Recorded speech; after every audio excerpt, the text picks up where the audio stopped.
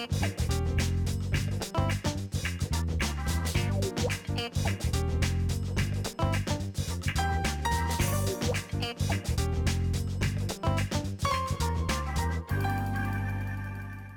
responsibility doesn't end with people leaving the front door.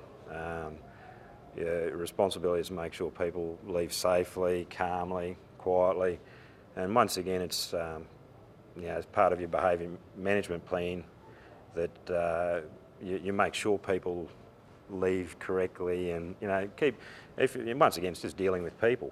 All our customers now know our routine. On a Friday night they're allowed to stay here till 1 o'clock. They know that they have to have their takeaways before, we say 12 o'clock, we don't say 12:30. Sometimes we'll turn the jukebox down or off and try and shout it out, have your takeaways off the premises before 12. When licensed premises close and large volumes of people come out in the street, the main issue is getting them home, and often it's a transport issue. If you've got 100 people out who have been consuming alcohol all night, quite often if there's no transport, they're hanging around there. It's the only place open or where people are of a night time, and the result of excess alcohol can lead to violence or antisocial behaviour. What we do about 12:30, 20 to 1, we dim a light.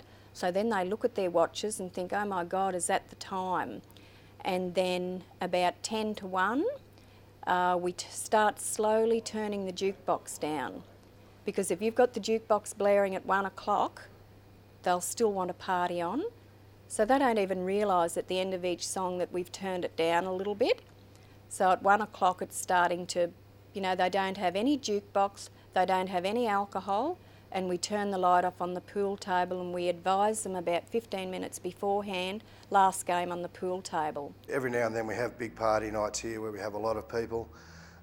We have a very good rapport with the police and the taxi companies, especially on our party nights. The police and the taxi companies know 2 to 3 weeks in advance that we're having a big night. They would be sitting down here at 3 o'clock in the morning waiting to take people away. The occasional stragglers that walk, we stand outside and talk to them until they decide that they've had enough and they're going to wander off. So all in all, it's just a matter of keeping the peace with your neighbours and making sure everyone still has a good time. Even if the State of Origin's had a win, and everyone's really excited or something like that, but you can get in there and have a joke and laugh and say, come on guys, keep it down a bit. If you've got something in place with taxis, for example, it's no good ringing cabs the minute you close because everyone else has already done that. You ring earlier. But if you've got ways there for them to leave as soon as they come out, they're not going to congregate as long. They're not as likely to be walking down streets and that sort of thing. You need to get your security out the front where the cabs are pulling up. If there's a fight on the rank, the cabs will not stay there, they will go. They don't want their doors kicked in, their aerials ripped off, they don't want their halides smashed in, and they don't want to be beaten up either.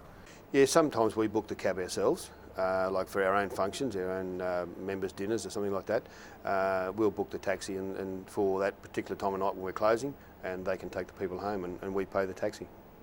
Another option is the use of our maxi taxis. They're basically a small bus.